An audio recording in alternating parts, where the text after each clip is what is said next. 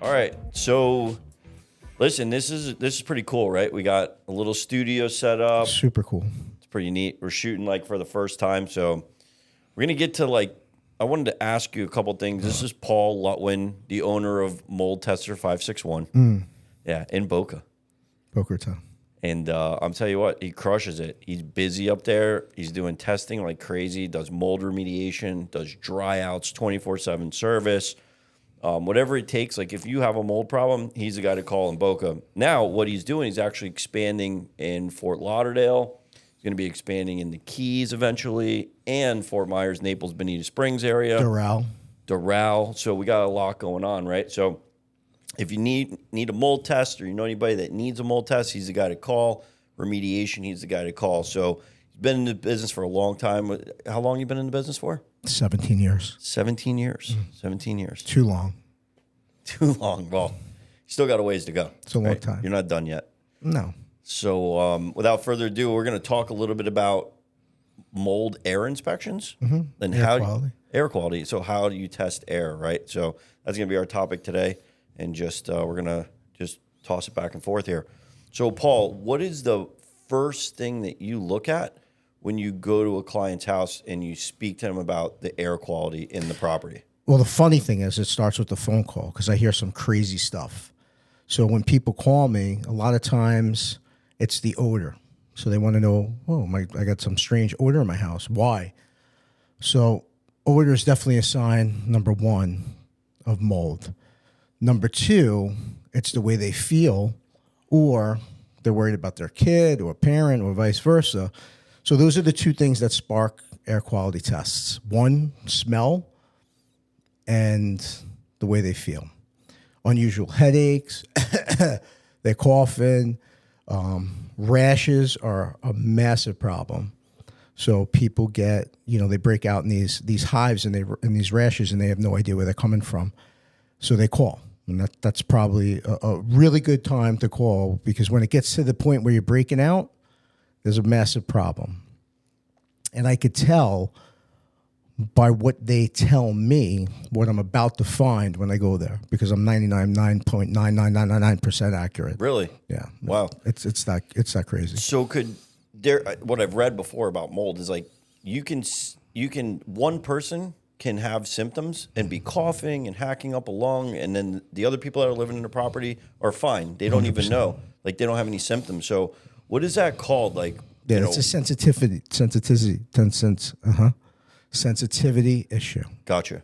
So one person could be more sensitive than the other, but it doesn't mean that the other people still aren't breathing in that toxic mold. Correct. So I've been in some situations where the parents were definitely sick, the kids were good, and vice versa. The kids are sick, they're taking them to the doctor every week.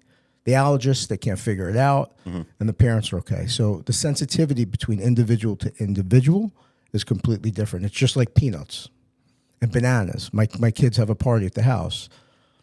My wife puts peanuts out. Like, a kid goes, "Can I eat that?" Well, sure, you could eat it. Are you going to die from it? I have no idea. So, yeah, if you have a peanut allergy, then you eat peanuts, you're going to have a problem, right? So it just depends, like, on the person, right? Yeah, it's completely individualized and sensitivity to that individual person. Now, there is a course that I'm taking right now. I'm going through Normie, which is it's a specific program to diagnose the indoor environment for individuals with sensitivity to mold. So it's a special type of test. Also going through the program to test mycotoxins, which is huge. And that's where it's going to go in the future. So all the other assessors out there, if they're not certified in mycotoxin testing, that's going to be a problem. Because when we go out there and we do an air test, and there's Stachybotrys, let's just say, which is the common black mold on the street. Well, okay, great. We know they're stacky, and they're breathing it, but how much mycotoxins is that Stachybotrys putting off? And that's what we're going to lead into. Oh, wow. Yeah. So walk me through a little bit. So you start with the phone call, you talk to the client, you get them on the phone. They obviously have an issue going on at the property. Yep. You get out there, right? What's your timeline like getting out to a property once you set up an appointment? So I have myself and 4 assessors in the local area. So Okay. we're always available, and depending on the severity and depending on the client's schedule, we'll work around it. But we try to get out there within 24 hours. All right. So once you get to the property, walk me through what happens at that point. So as soon as we get to the property, the first thing we do is we do a full assessment. And the assessment consists of water detection, because if there's water, there's a high possibility that there's going to be some sort of mold damage behind that. So we use various tools in order to detect moisture. One is a thermal infrared camera where we scan the property. That gives us a good indication of temperature change, so we could see what's in the walls. If there's an active leak, it'll show it. We also use moisture meters that reads 3/4 of an inch into the drywall. Hygrometers that checks pockets of humidity throughout the place. And that's a whole nother topic we could talk about, of changing air in the indoor environment. So we have a slew of good moisture detection equipment to look for the moisture. If there's no moisture found and there's no visible signs of growth, or, paint peeling or baseboards lifting, there's some good indications of a prior water problem. But if there's none of that, there's no visible indication of growth, there's no visible signs of prior water damage, then we base the assessment on air sampling. Now, the standard in the industry, super important, is 1 air sample per AC zone. And the reason being is we could chart airflow.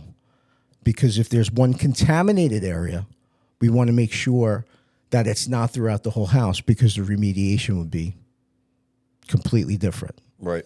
So when we go out there, we do our assessment. We don't see any visible signs of growth. We don't see any visible signs of moisture damage.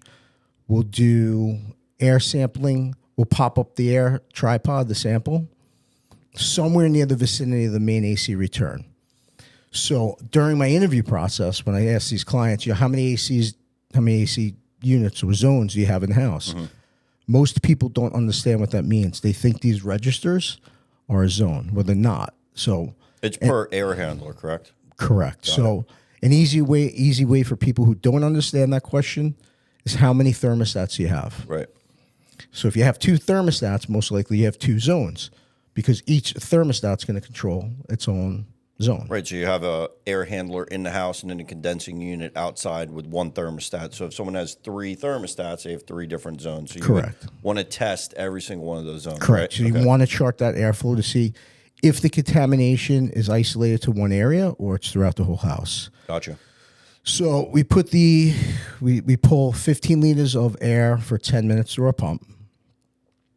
We check the humidity levels through a hygrometer, temperature and humidity, and we'll do 1 in each zone. And whether you take 1 air sample on the inside or 100 air samples on the inside, you have to take an outdoor environmental air sample. Why do you guys do that? Because that outdoor, I get that a lot, that outdoor environmental air sample establishes that baseline. Because without that outdoor sample, we can't determine the levels of contamination on the inside. Why? So you can compare it, right? That's right. Okay, and the reason being is, especially down here in South Florida, there's always going to be mold in the outdoor environment, no matter what. We just want to make sure that that mold, because when you open the door, it carries in. So if there's mold outside, we're going to assume it's carrying in on the inside. But we just want to make sure that it carries in at an equal level or lower than the outdoor environment. And people don't understand that. And I'll explain in layman's terms to make it really easy. So without getting too technical, let's say spores A, B, and C were detected in the outdoor environment. Okay. We take an indoor air sample, and spores B and C were detected, but also X, Y, Z, F, G, J. Right. There's an indoor environmental problem.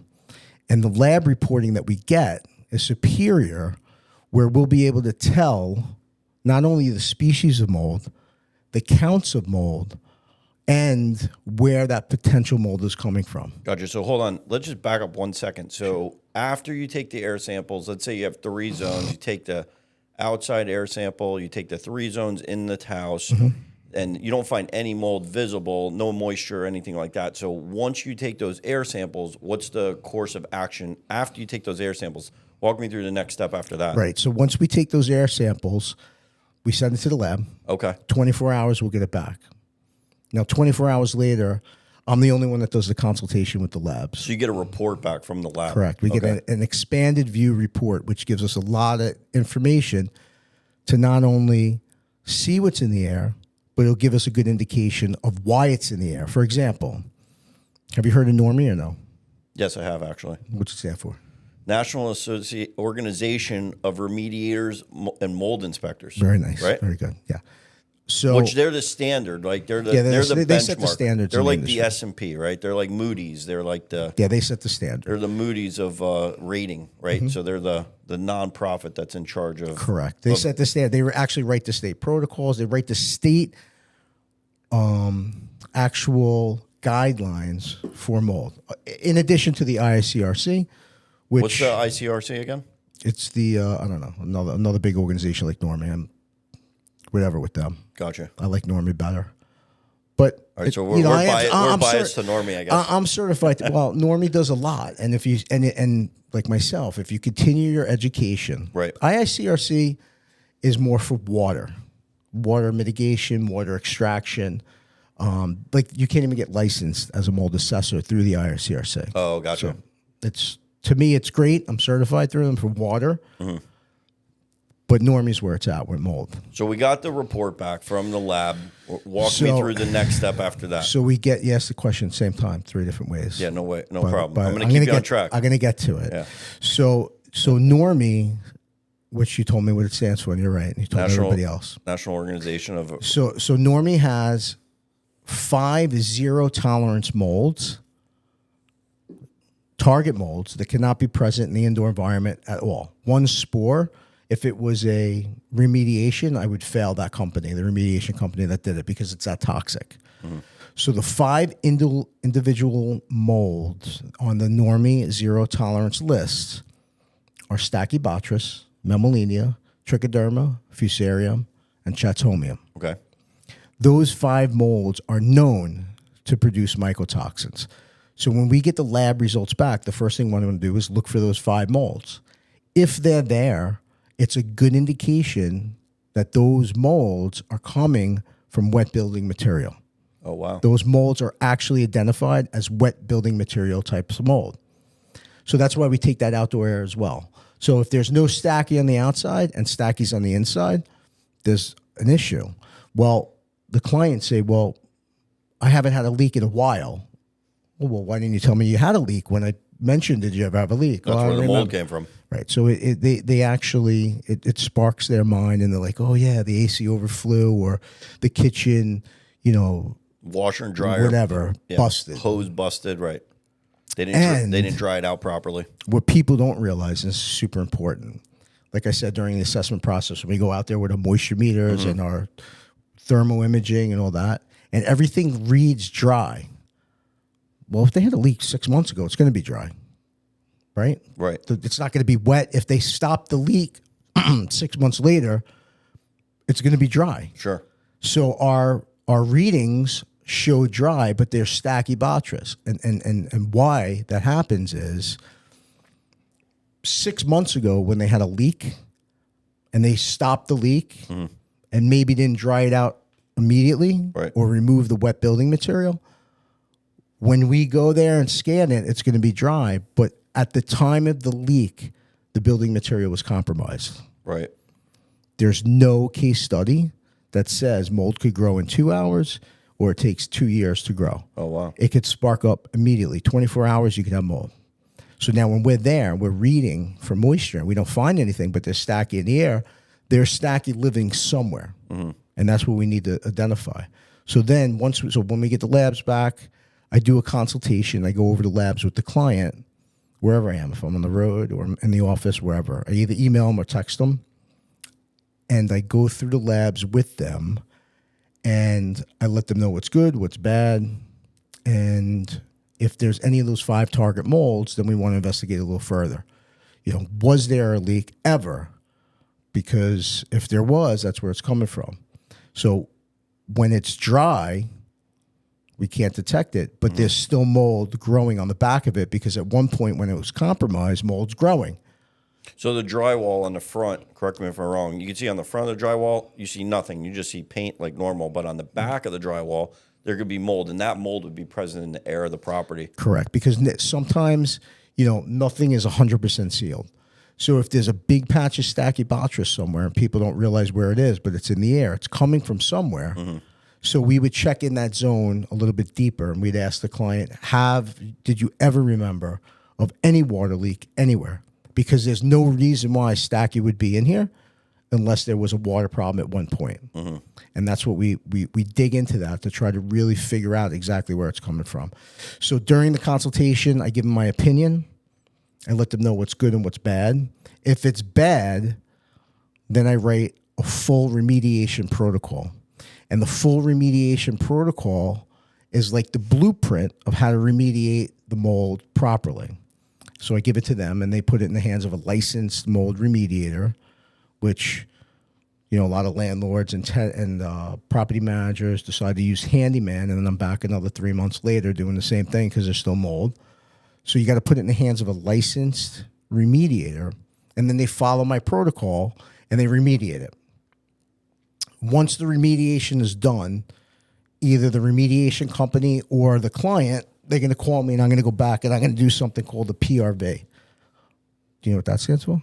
Post-remediation verification. Very good. So you're going to go out there and make sure that there's no more mold in the air. It's out. Right.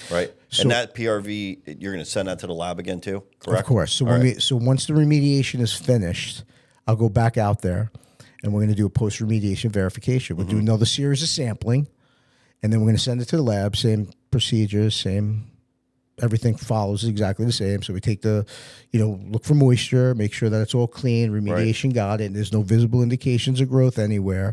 Maybe take some blind swabs of the place that they remediated to make sure there's no latent spores before they put the property back together. Because if there's latent spores that you can't see to the naked eye, but it comes back on my samples. Your air test, right? And then the contractor, we didn't detect it or whatever, and the contractor puts the drywall back up, right, it's going to come back. So what is a latent spore? What is that? So that's something latent spores are just latent. They're laying there. They may not be active. They may be dormant. And that's another thing what people don't realize is you cannot kill mold. Mold doesn't die. It's like so Superman. Everybody's like, bleach. I bleach this. I bleach that. So what does bleach kill mold? Because everybody thinks bleach kills mold. So bleach it'll turn it from black to white, but doesn't kill it, right? Yeah, and then it'll come back black again. So so you cannot kill mold. So the only way to actually kill mold is physically remove the building material it's on. And that depends on a few different things. One, usually just drywall, right? At the end of the day? Wood. See, here's the problem though. Most contractors, if they see mold and they demo it, well, as soon as you take a hammer to that moldy drywall, because they do it like animals, when they take a hammer to that and they tear the drywall out like nutcases, right, and they throw it in the garbage and they think they got it, they don't see it because it's not invisible, right? But I'm not even 95% of the time, 100% of the time when contractors, handyman remove mold, people who are not licensed that don't know how to do it properly, 100% of the time, I go and I look and I inspect the interior of the wall, and there's all crumbs and drywall and rock in the tracks. So if there was drywall that had mold on the back of it or front of it, and they took a hammer, boom, what do you think happens to the drywall? Falls down the tracks. Right. So just because they removed the big pieces of mold, they forgot to sanitize the tracks properly. And when they put the property back and they put the drywall up, there's still mold laying in the tracks. Still there. It's latent. It could be dormant, but it's going to come back because once you seal that wall together, the humidity inside that wall is going to spark it back up to life. And then 6 months later, you're going to have another problem. Right. I see that all the time. Yeah. You see a lot of people when they call, from what you were telling me, that, oh, I fixed it myself, or I'm going to do it myself, and I got this handyman to come in and rip it out, and then no, I'm not gonna put any what's it called, containment up. It's like that 6 mil film, that plastic stuff. We don't need the containment. I'm like, yeah, well, have you done an air quality test? Right? You ask them, and they're like, no, what is that? Oh, I don't want to pay for that, but they don't understand like how sick that the mold can make them in the future. And isn't there like a sickness? It's called like sick building syndrome or something? So that's different. So a sick building syndrome is when, like, let's say in your office, right, a commercial building, right, and everybody in the building starts to get sick, right, and experiences somewhat of the same symptoms. Remember, sensitivity is different between individual to individual. right. Not everybody's sick, but the majority of the people are sick. And they can't figure out why. So now it's not the individual that's sick, it's a sick building. So the sick building syndrome means people are getting sick inside of this building. Something's going on. And it may not necessarily be just mold. I'm going to give you an example. Gotcha. So there was a building here in Florida. I think it was the 5th floor. Everybody was getting sick. Just the 5th floor, which was interesting. And they couldn't figure it out. And it was always happening. People who didn't feel good, they were getting headaches right around a certain time Of the day. Yep. And what they didn't realize, without going through the long explanation of how it was detected, what they didn't realize is there was a food truck that went there for lunch, and the food truck's exhaust tailpipe was right into the intake of that AC unit going into the floor. Whoa.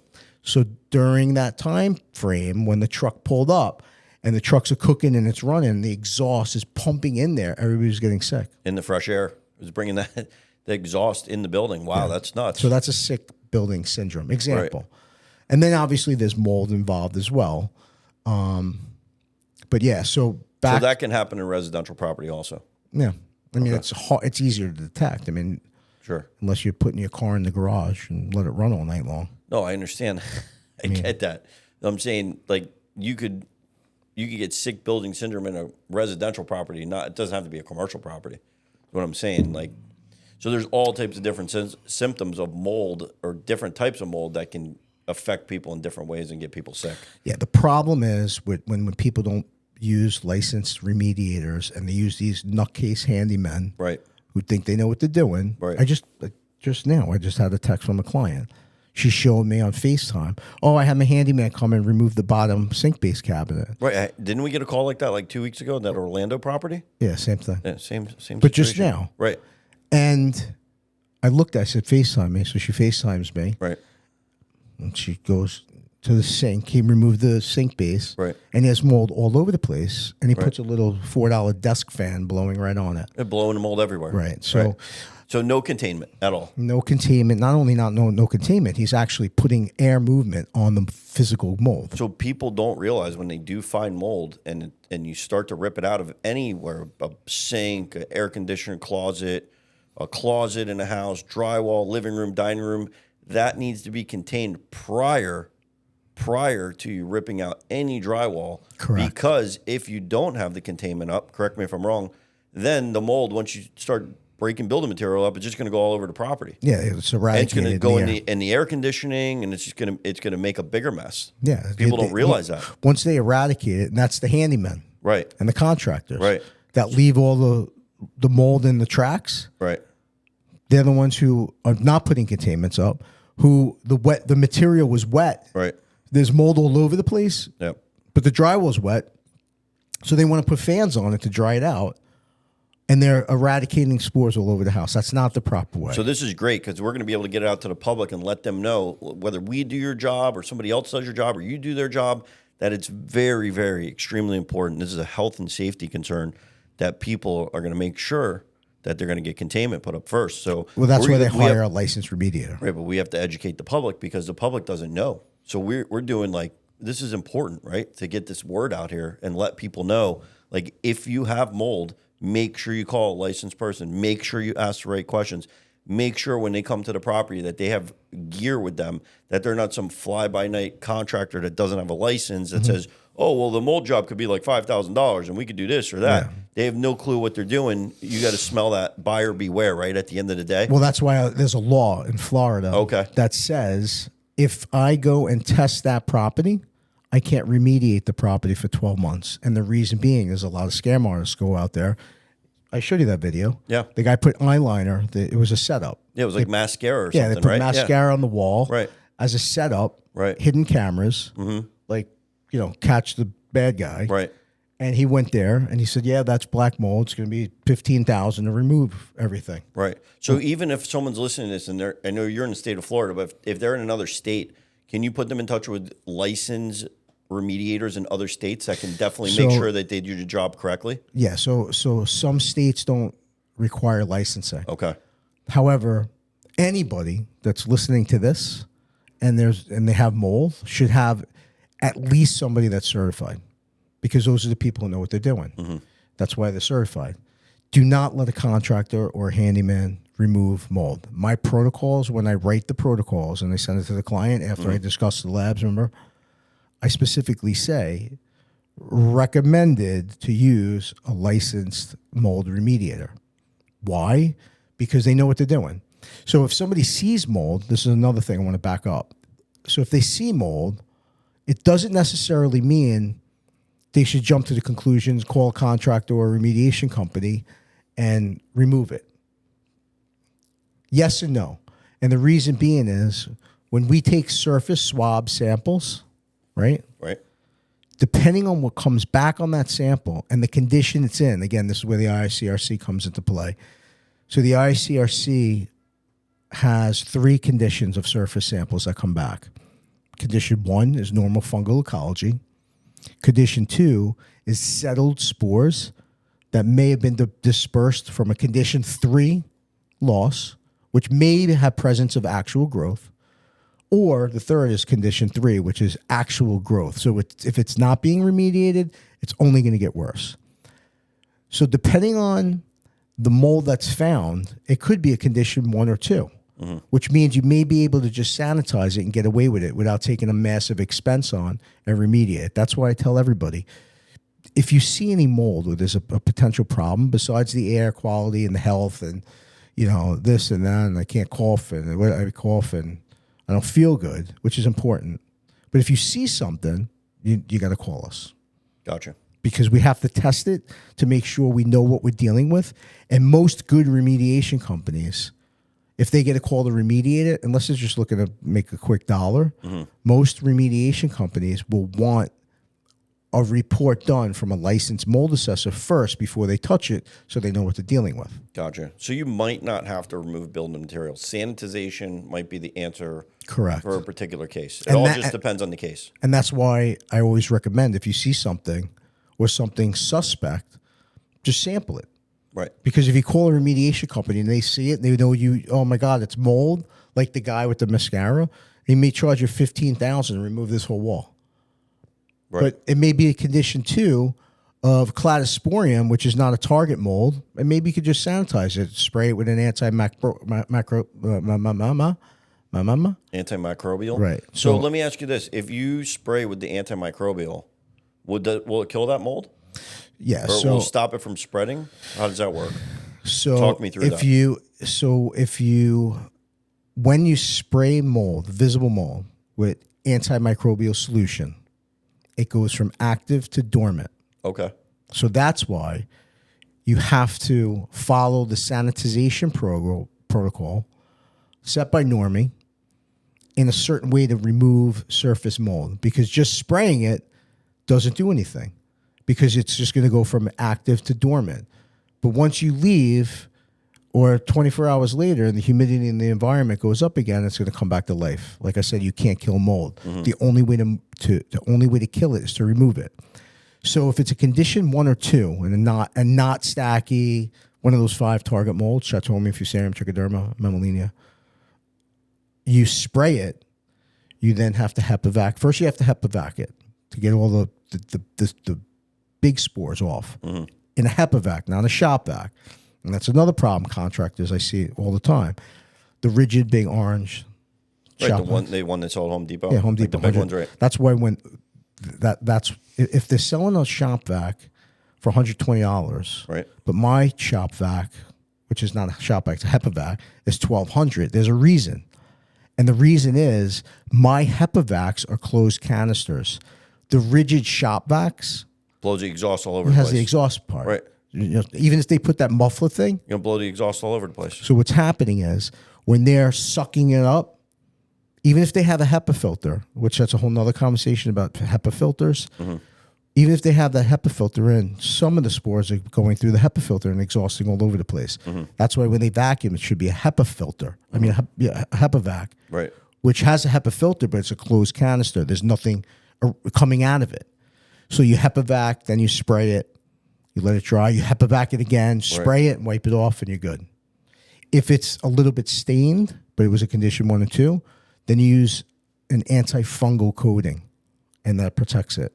And the antifungal coating is super important because what that does is it's called encapsulation. What is that? Is it like paint? Yeah, so it's a primer basically. Okay. However, mold loves latex. They love oil-based paint, and that's why the good antifungal coatings are water-based, and that confuses people. Well, why water-based? You're putting water on the mold, and the reason being is because It dries.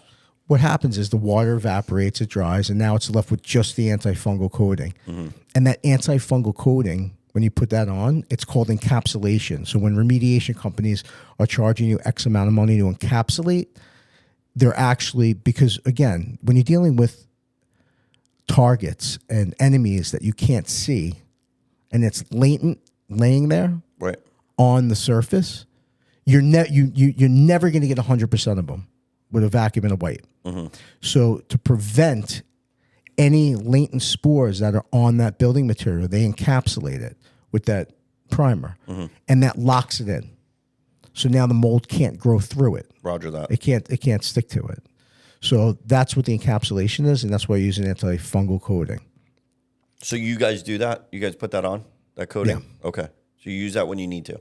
Use it when you need to. Gotcha. There was that one, you showed me a AC closet that someone took an AC out of the closet, and you showed me the pictures. There was mold everywhere. Yeah, it was ridiculous. And then half the wall was painted, and you said it was painted with that special paint, but they couldn't get to a certain part of it. Yeah. They left all that mold. So these people lived in that property with like 4 or 5 years.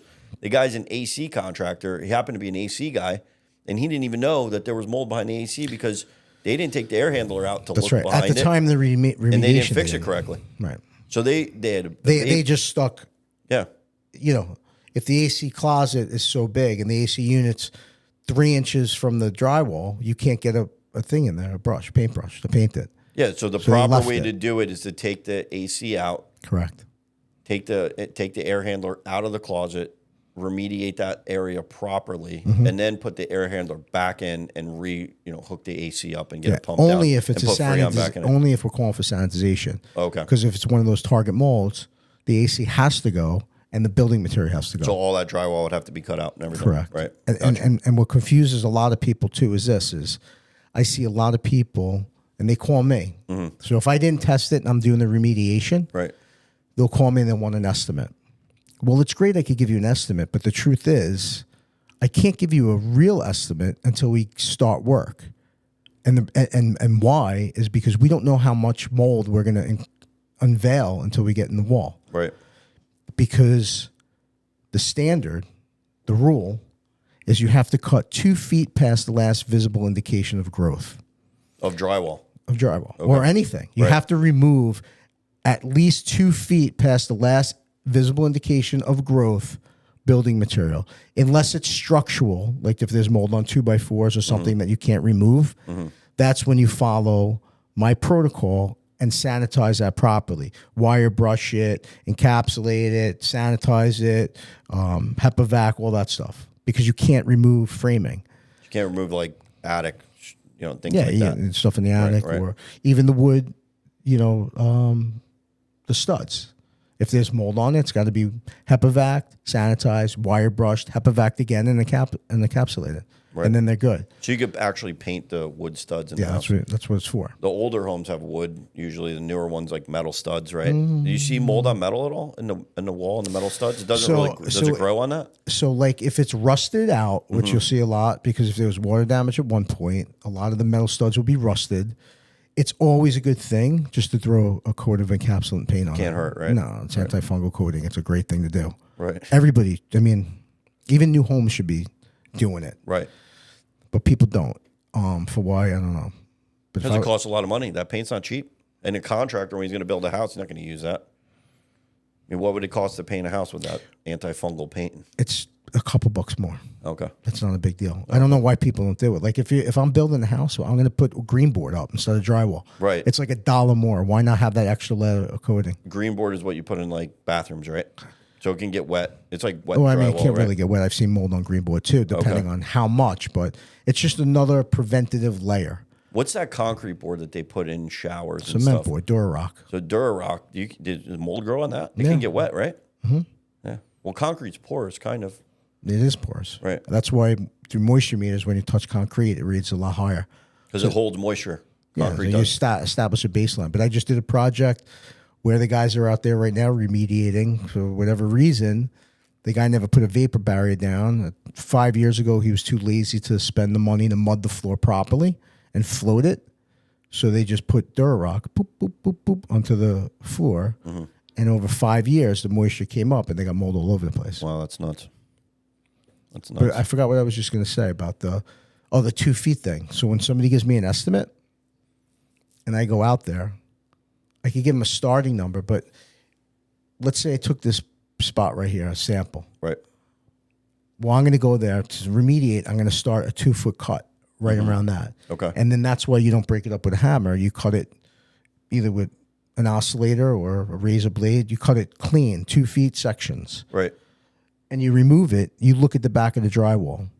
And if there's growth or water staining even, you have to continue another 2 feet. Just like in the medical profession. If you have a cancer tumor in your arm, I do this every day. I'm going to jinx myself. I don't know why I do this 100 times a day. I tell everybody this story. Well, you have to explain it. It's an easy explanation. Right. Maybe you should build like a piece of cardboard instead of using your own arm. Every single day I do this. Do it on the other arm. God forbid, but anyway. Right. Knock on wood. So if you have a cancer tumor in your arm, Right. the surgeon goes in and precisely removes the tumor. They take margins. They take the cells around it. Gotcha. Just in case there was any cancer cell that you can't see laying there. Yeah. It's the same thing. That was on a Sopranos episode. Was it? Yeah, they took like they didn't take enough from Junior's arm, or his like hit some surgery, and it was irregular around the margins, and they had to go back in and take more. Yeah. So the margins of mold, it's 2 feet, 360 degrees feet, right. around the sample location. So if I give you a price to remove this wall, by the end of the project, that wall may be out too. Right. So it's really hard when it comes to remediation to give an accurate number, because when the remediator gets in there, he's under obligation to remove that mold. And if there's a protocol that states remove 2 feet past the last visible indication of growth, Right. he's going to have to do it. He's under obligation to remove that. So you just keep cutting till you see it end. Correct. And the problem is a lot of these remediation companies don't communicate properly with the client, and they start on this wall, and they get to the corner, they cut another 2 feet, and another 2 feet, another 2 feet, another 2 feet. And by the end of the day, there's no drywall in the whole room. So I'm glad you brought that up. Let's talk a little bit about communication and your communication with directly with the mold remediator that's actually at the property. So once you issue that protocol to that client that has the mold in their property, and they pick a mold remediator, let's just say, right? Yeah. Or you refer somebody at the end of the day. What's the communication like between you and that mold remediator on that property when they're out there actually doing the job? Do they call you? Do you go over it with them? How does that work? So most of the remediation companies I have referring business back and forth for the last 17 years. Gotcha. So I know how they work, and they know how I work. Okay. New restoration companies I work with, in all of my protocols, it states that if there's any additional mold that was not determined on the first initial assessment, they need to stop, call me. I need to go back out there and reassess.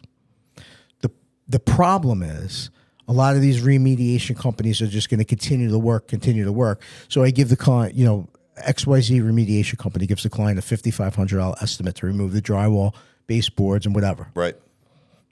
Well, they don't communicate properly. By the end of the day, the client comes home and there's no drywall in the whole entire room, and he hits them with a bill of $15,000. They take the whole drywall in the whole room. Yeah, whatever the number is. Right. That's not nice. No. Because they're expected. They don't know. We know. We're the professionals. They don't know anything. They think they're going to write a check for $5,000. They come back. The guy wants 10, 12, 15, whatever. Right. And it puts them in a spot. So I don't like to work with remediation companies that do that to people. Right. So if they know it's going to be bigger than what was originally anticipated, they need to communicate with the client. Okay, got it. And that's why if they call me and I go back and reassess, now I communicate with the client and let them know, hey, they're going to start over here now. This was not detected in the original location. The original location of sample location could be 25 feet away from where they stopped. Just was there. Just they Just had to there. keep taking building Just keep material going out. and going and going. Right. I just seen that again this morning. So you have a concierge. You have like people on the team that will communicate that with the mold remediator. That's good. Yeah, everybody. Right. It's a team effort. Right. So the remediation company is then on the obligation to continue to remove mold until it's done. Gotcha. Once they're all done, whether there's price involved with the client or not, then I go back and do that PRV. If the PRV fails, which happens, Right. The air comes back bad, or I find some visible mold and they missed it, which happens. Right. No big deal. That remediation company must continue to clean until it passes. So they have to stay on that project until they get a clear post-remediation verification. So once the PRV is clear and the remediation company's done with their job, then what's the next step after that for the homeowner? So once the PRV comes back clear, remediation is done. They're out. Now they could put the property back And properly. who rebuilds it? Any contractor can go in there and, Whoever they use. put it back together. Gotcha. And you have people on the team you can recommend, right? Yeah, I personally don't do it. My guys personally don't do it. But again, being in the space for so long, you know who's good and you know who's bad. You can refer. Yeah. Got it. Part of our job as a licensed assessor is to vet licensed remediation companies for that client. So, by me giving you 3 names as a client, you price them out. Pick Right. whoever you want. It doesn't matter to me. Gotcha. As long as they're licensed, I'm good with it. If they're not licensed, I'm not good with it. Licensed, insured, that's important. It's Super important. Right. 100%. Yeah, if they're not licensed, I speak from experience. If they're not licensed, they're gonna fail. Right. Because they don't know what they're doing. 0. Right. They have no education behind it. I've failed a ton of different companies without even taking a sample because I could just tell it's bad. There's no containments up. Right. There's dust all over. There's actually something in the guidelines that says a white glove test where an assessor could put a white glove on, fail. Right. Because that's where It's the like mold. dust on like a countertop. Yeah, that's where the mold right? lives. Gotcha. Mold lives in that. Gotcha. And that's that latent spores we talked about that you can't see. Right. That's where you have to follow the protocol properly. Understood. Yeah, it's super important. So we went over a lot. I mean, we covered the whole assessment from. I think I kind of skipped around a little bit. Well, we kind of touched base from the beginning of when you get out to a property, exactly what you do, to finding the mold, to the air quality sample test. We went over all of that. You went over, post. What is it? Remediation, verification, protocols, and mold remediation. Actually, walking through people going out to the property. So we definitely covered a lot. I think we covered a lot of bases. So if someone needed to get in touch with you or needed to consult about a mold job, how would they get in touch with you? What's the best way for people to reach out to you directly to talk to them about any mold issues they might be having in the state of Florida? So my website is Mold Testers 561. Okay. Mold, MOLD, testers, plural, TESTERS, Right. 561.com. They could go on there. My number's on there as well. They could get me or my office. If people want to reach me, they could call me directly on the cell. I have no problem with that. If I'm not with a client, I answer it. Gotcha. So you can, correct me if I'm wrong, you can go anywhere in the state of Florida? Mm-hmm. Okay. Great. Yeah, and this hurricane season, we're putting boots on the ground right now on the West Coast, Northeast, Northwest. We don't know what's going to happen. Right. Yeah. And they're predicting a bad one, but we'll see what happens. They say it every year, but we'll see. No, it's going to be bad. We'll see. I mean, dude. I mean, I just died walking in here. It's hot. It's like 100,000 degrees out. The ocean temperature is the hottest it's ever been. I think it's 8 degrees warmer. Yeah. From where they originate, it's even worse. In Africa, coming off there, it's hot. Did you see the map I sent you? Yeah. It's bad. Yeah. There's a heat map. It's bad. The water's really hot. They recorded the highest ocean water temperature in Key Largo last year in July. We were down in Marathon last year for mini season. Fishing? It was 110 degrees on the last Wednesday and Thursday. The last week of the year in July, it was 110, 115 degrees during the day. That was just the air, like the air temperature. It was like walking in an oven, and then the ocean temperature was supposedly the highest recorded. The reefs are all bleached out. It's a mess. It's not good. The whole world's a mess. Yeah. I think they're extending the hurricane season. Trump got found guilty today too. Did he? Yep. For what? Stormy Daniels. I don't know what that is. I don't follow that. So crazy world. Do you follow it? Well, I have been. I mean, he's been on trial for a while. I just follow mold. Yeah. Just mold tracker. Mold So if you want to reach Paul, he's at www.moldtracker.com. He's like the storm tracker. Mold testers. Mold testers. 561. So www.moldtesters561.com. Your phone number's on there, your website. You want to just talk and you think somebody's sick in the house, it's worth it to have them come out. Yeah, for sure. Do an assessment on the property. It's not that expensive to get an air quality sample done. It's for the safety of your family, and it's for peace of mind at the end of the day. 100%. Everybody should do it. 100%. You know, I go around to people, when was the last time you checked the air? And the answer is never. Never. Because it's out of sight, out of mind. Right. You can't see it. No. But everybody's worried about drinking a gallon of water a day. Right. So talk a little bit about when you told me this before about, we're just going to touch on this real quick and then we'll wrap, about that smoke test. If you fill the house with smoke, like talk to me about that. So that's and where how that works. That's where the hygrometer comes into play. Pockets of humidity in the house. Okay. So there's never going to be one air conditioning unit that can change 100% of the indoor air volume. Impossible. There's leaks, there's cracks, there's closed doors. The airflow is never going to ever 100% of the indoor air volume get back to that unit. Okay. So I explain this because it's hard to explain to people on a subject that you can't see. So I tell everybody, I said, look, let's follow this analogy for a minute. Let's say this is not true, but fictitious. I wish it was true, but it can't be. So let's say you smoke this whole place out, but white smoke, the visibility is 0. Right? And the air that goes through, your air conditioning's on. Right, sure. Smoke it out. And the air that goes through the air handler and comes out your AC return, I mean your vents, registers, comes out blue. Let's make believe it goes in white, comes out blue. Got it. You smoke everything out, you turn the AC on, you go out to dinner, you come back 2 hours later. Everything's blue. Well, when you open the front door, what do you expect? Blue. Right. You open the front door, everything is supposed to be blue. Should be. It's going to be a majority of it, it's going to be blue. However, you're going to see little pockets of white floating around over here, over there, in your son's room where he's sick all the time. You don't know why. So there's pockets of air in the property that can't get back for whatever reason to the AC return.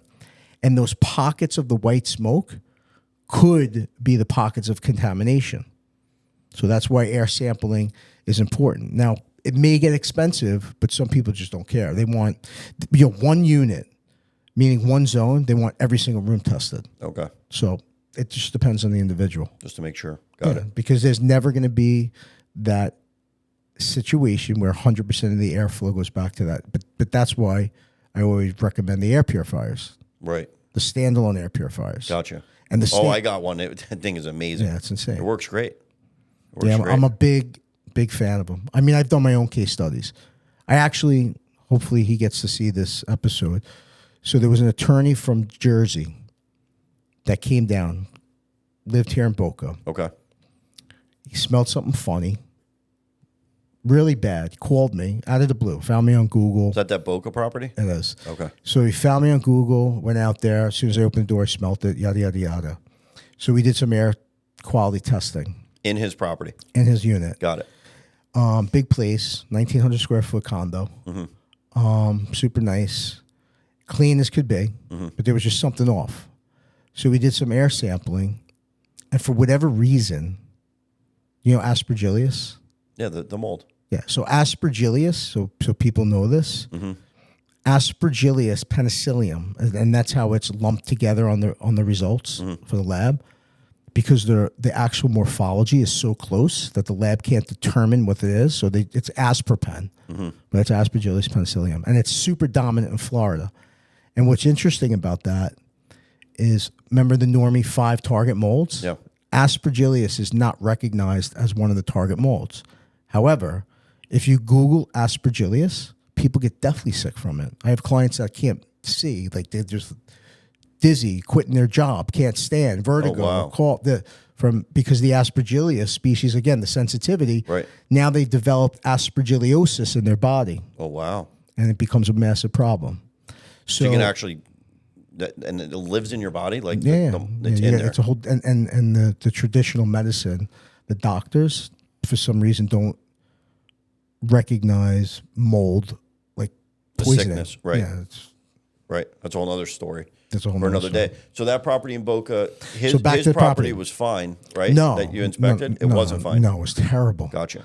So when I took his air sampling, in the downstairs, when you walk in the little area, there was 38,000 spores of the Aspergillus species in that area. Oh, wow. His office, where he works on the second level, which is just a few stairs up, there was 42,200 spores of Aspergillus. Where was it coming from? Well, that's a whole nother story. We found that there was a separate unit that's attached. There was a quadplex. That separate unit was infested with mold, and it was coming through. So hold on a second. That mold was coming through another unit's property that was in an attached, like, was it a condo or a townhome? Condos. There was a quadplex. So it was a quadplex. So someone in there, in that building, had a contaminated unit, and it was getting into that unit, the other unit that was crystal clean, the attorneys. Crystal clean. That's insane. Yeah, and he was away in Jersey or New York, one of them, for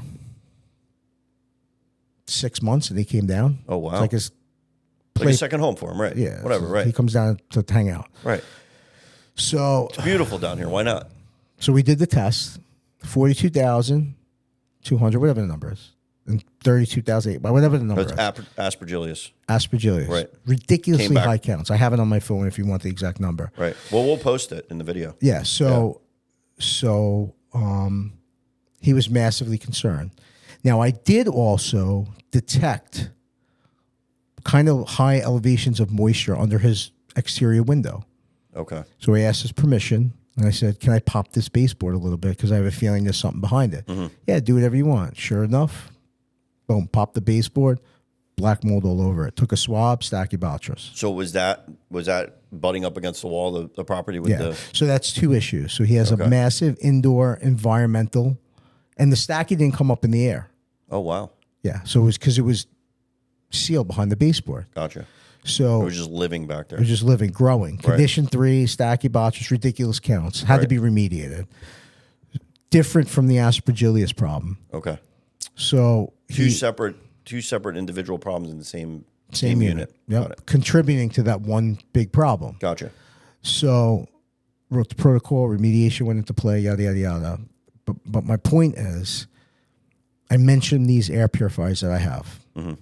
And he bought 2 of them. Okay. For that unit, he put 2 in there? He bought 2. Okay. One for upstairs one in and the downstairs. area, and then one in the, even though it's not like up and down, it's 4 little steps. Oh, gotcha. So, but he bought 2, and he bought 2 for preventative because he goes away to Jersey. So I showed him how to use it, yada, yada, yada. He said, I want you to come back in 12 days or 10 days. And I may have went back in 12, but whatever. And test the air. and take another test in the same spots. Right. He said, no, just check my office here. So I went back 10 days later and took the exact same air sample that I took in the same location that had 42,200 spores. In 10 days, you know what the count was? No. 200. Wow. Just by that one little unit. So the air purifiers because clean the because mold back in to the air. So back to the theory of the white air going into the air handler and coming out blue. It's impossible to change 100% of the indoor air volume. Right. Well, these standalone units are not HEPA-based units. Some have HEPA filters, which is just a part of the technology, but they're proactive units. So they're emitting negative ions, hydroxyls, photocatalytic oxidation, plasma, and it's going into the natural air flow of the home. So a linear unit this big does like 3,000 square feet. Right. That's neat. So it's proactively killing everything, because if you don't have anything actively working, the spores could just build up in that little white area that may not make it back to the unit. I mean, if the unit doesn't have a UVC light or anything purificating that air going through it anyways, it's irrelevant. Right. So you have to have that standalone. But everybody puts these UVC bulbs into the air supply line. That you can't see. You don't know if they're You don't know if it's out even or on. Right. They blow out all the time. Right. The air moves so fast through it, so it's impossible to get everything on one take. Right. So if it's impossible to get everything on one take, what about the contaminated air in your son's room that can't make it back there? Right. Plus another problem is when they leave, they turn the thermostats up and the air shuts off. It's not purifying anything. Right. And it's not taking the humidity out of the air. No. It's just going to grow, whatever. Well, the humidity. So that's a different issue, because the air purifiers won't take humidity out. Right. That's a dehumidifier. The ACs will, though. The AC, right. Right. So I went to Puerto Rico one time. They ran these dehumidifiers in a room the whole time. It was so humid there. They have to run those in the hotel room the whole time. What was Insane. In Puerto Rico. You know the level? It would just fill up with water. You'd have to dump it. It was amazing. Like it's so humid down there. That's another thing. If people have little hygrometers, you could buy them on Amazon for like $2. They should have that near there somewhere. Right. Because a lot of people don't, unless you have like the Nest or something. People who have the regular thermostats Doesn't show the humidity. No. Yeah. And the So humidity should be what should it be at? The range is between 40 to 60. Okay. So anything over 60 is bad? Problem. Okay. And anything under 40 is what? So ice skating rink? Like what does it mean? No. The temperature and humidity It's completely different. Completely different. Gotcha. Like for example, people think because it's hot, it's humid, but that's not true. Because let's not make believe. Let's look at real life situations. Restoration. People put a containment up. They work in that room. While they put the dehumidifiers in there, air scrubbers or whatever. When I go in there, it's 135 degrees. Humidity is 10. Oh wow! So that's because that's what it's a licensed person who knows what they're doing creates that environment, because it bakes the mold. Oh wow! It bakes it. So you want it to be hot in that container? Super hot, low humidity. Oh wow! And when your temperatures are right, when it's super hot, low humidity, that's good for mold not to grow. Yeah, and it kills it. Well, low humidity. It could be super cold and no humidity. Gotcha. Super hot, no humidity. The humidity is what's sparking the mold. Gotcha. And it grows more. Yeah. So 60 and up. I've been in some situations with the houses infested with mold. It's 84% humidity. Oh wow! And they don't even know that until we detect that. Right. And now we know that there's a leak behind the wall, and then we find it. We open it, and they're like, "Oh my, Jesus, crazy. That's a mess." Right. It's soaked. Well, it's good. You got to find a problem. That's what your job is. And that's where the humidity comes from. Right. But anything under 40, it's good to keep mold at bay, but your respiratory tract needs some humidity. You know what I mean? Your lungs has to have, you don't want it super dry. Right. Gotcha. Because it's just not good for your respiratory system. Gotcha. But anything above 60 for mold's a problem. Massive problem. Oh, wow. Like 60 to 61% humidity, it's going to grow. If there's any mold in that environment, it's going to grow. So going back to those air purifiers, if someone wanted to purchase one of those air purifiers, you sell those, is that correct? Yeah, just have them call me. All right, good. But I don't sell them because that's all I do for a living. I sell them because I've done my own case studies. So I want to offer them to people that you I have have in your house. Of course. Right? I have one here. It's great. Yeah, Love it. they're insane. I need another one for the other property. It's unbelievable. But I'm certainly not an air purifier salesman. Right. Understood. You know, I'm not going to sell you an air purifier and not check anything. Understood. But don't go on Amazon and buy them anyways because most of those are crap. Gotcha. So you got. Yeah, someone said the other day, they're like, "Oh, we bought a air purifier at Costco." I'm like, "Yeah, what kind?" Like, there's so many other air purifiers out there. You go to Walmart, and you can buy one for $200 or $100. You don't even know if it's working right. It's doing the right thing. You know, No, and the technology these days is just insane. And I do this to people all day long in their house, physically, so they could see how the air purifier is not working. So let's say you have a HEPA-based air purifier. HEPA, high efficiency particulate air filter, just like I have a HEPA vac, high efficiency particulate air vac. So they can't wait to show me this HEPA filter that they have in this little bullshit air purifier. So I go over to the unit, and I have a handheld particle reader that reads the particulates in the air. Right. And I know from experience, any clean HEPA machine, like the commercial projects, commercial machines, and even the little ones, my particle reader will only get down to 10 to 15 particles floating through that little meter. Right. So if I put my meter on a HEPA filter, air purifier, and it doesn't get down to 10, 15, I know that there's a problem with the filter. It's filthy, it's clogging, or the machine just sucks. Right. It ain't doing that. Most of them go down. However, and I mentioned to the client before, so they know I know my shit. This machine needs to get down to 10 to 15 on here, on my meter, for it to be working. All right, let's say I put my meter on and we wait. And it goes from 250 down to 200, and eventually it goes down to 10 to 15. If they hit anywhere between 10 to 15, it's great. Right. However, while I'm holding my meter and it's reading perfect, 15, 10, I ask them, how many square feet does this box say it does? Oh, that one does 500 square feet. Okay, so your son sleeps in that bed, right? Yes. Right. That bed's what? 7 feet away from this machine? 6 feet? Right. 5 feet? 3 feet? How far is that away? Yeah, 4 feet away. Right, whatever. Okay, I take the meter, and I walk over to the bed, and I put it where the kid lives, who sleeps. It went from 15. So if it's doing 500 square feet, it should be consistently 15 throughout the whole room. Sure. 6 feet over, it's now back to 300. Oh, wow. So it's not even working. Just a waste of money. Because if you Google HEPA, right, it's 99.97% effective. And the reason why most consumers think that that's 100%, but 99.97 to 100 is a big difference when you're dealing with particulates. And the reason being is a HEPA filter could only capture 0.03 microns and up, which means some mold that lives at 0.02 or viruses that live at 0.01 or 2 scoot right through the HEPA filter because the web scientifically, physically cannot capture those spores unless it's 3 microns or up. Gotcha. Does that make sense? Yeah. So what's happening is, like during coronavirus, the air purification sales went through the roof. Not me, but like just in general, the space. Yeah, everybody's buying them. Yeah, they went on Amazon and they bought these ones for $500. Yeah, they sold out. There was nothing there. You couldn't even get hand sanitizer. Yeah, they put it on their nightstand. Right.